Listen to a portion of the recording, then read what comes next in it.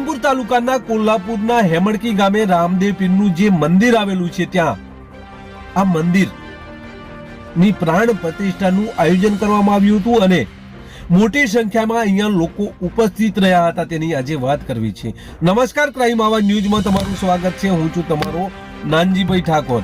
આમ તો પાટણ જિલ્લામાં અનેક જગ્યાએ મંદિરો આવેલા છે, પરંતુ રામદેવ પીરનું મંદિર આ રાધનપુર વિસ્તારમાં ઘણી ઓછી જગ્યાએ જોવા મળે છે। ત્યારે રાધનપુર તાલુકાના કોલ્હાપુર હેમડકી ગામે આ રામદેવ પીરનું ભવ્ય મંદિર બનાવવામાં આવ્યું છે। તેમાં આજે ત્રિદિવસીય ભવ્ય પ્રાણ પ્રતિષ્ઠાનું આજે આયોજન કરવામાં આવ્યું હતું। આ આયોજન થતાની સાથે જ રાધનપુર આજુબાજુના તમામ ગામોના લોકો હજારોની ભીડની સંખ્યામાં અહીંયા આ ભવ્ય પ્રાણ પ્રતિષ્ઠામાં લોકોએ મોટી સંખ્યામાં હાજરી આપી હતી।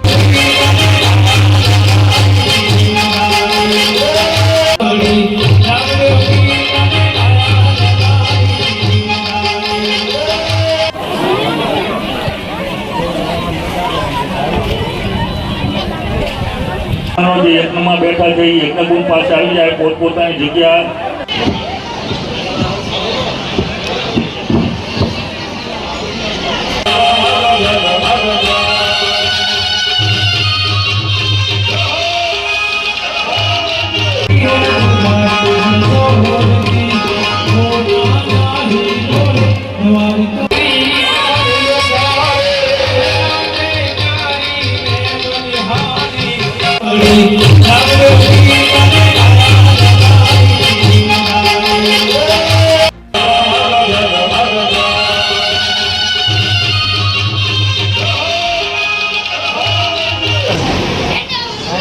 મહારાજનું મંદિર જે જૂનું હતું એનો જીર્ણોદ્ધાર કરી અને નવું મંદિર બનાવ્યું, એને પ્રાણ પ્રતિષ્ઠા મહોત્સવ તારીખ 5/7/2024 તારીખ 7/7/2024 સુધી ગામ લોકોએ સાથે મળી અને તમામ 18 આલમના સમાજને આમંત્રણ આપી અને ધામધૂમથી એની ઉજવણી કરી અને નવા મંદિરની અંદર જે અમારે ઠાકોર, રબારી અને ભરવાડ ત્રણેય સમાજ જેમ બ્રહ્મા, વિષ્ણુ અને મહેશ જેમ ત્યાં પૃથ્વીની અંદર છે, એ રીતે આ ત્રણેય સમાજ સાથે મળી અને એકતાથી આ કાર્ય ઉપાડ્યું હતું અને બાપાની કૃપાથી આ કામ ધામધૂમથી અત્યારે અમે ઉજવી રહ્યા છીએ। એનો અમને ખૂબ આનંદ છે અને અમે ગામ લોકો અત્યારે ખૂબ હર્ષ ઉલ્લાસથી આ પ્રસંગને પાર પાડી। શું નામ છે તમારું? રબારી માલજીભાઈ ગોવિંદભાઈ। કોલ્હાપુર હેમડકી ગામે આ ભવ્ય પ્રાણ પ્રતિષ્ઠામાં હજારોની સંખ્યામાં લોકો અહીંયા ઉપસ્થિત થયા હતા। રાજકીય અગ્રણીઓ પણ ઉપસ્થિત રહ્યા હતા, બ્રાહ્મણો તેમજ ગામ લોકો મોટી સંખ્યામાં અહીંયા ઉપસ્થિત રહ્યા હતા।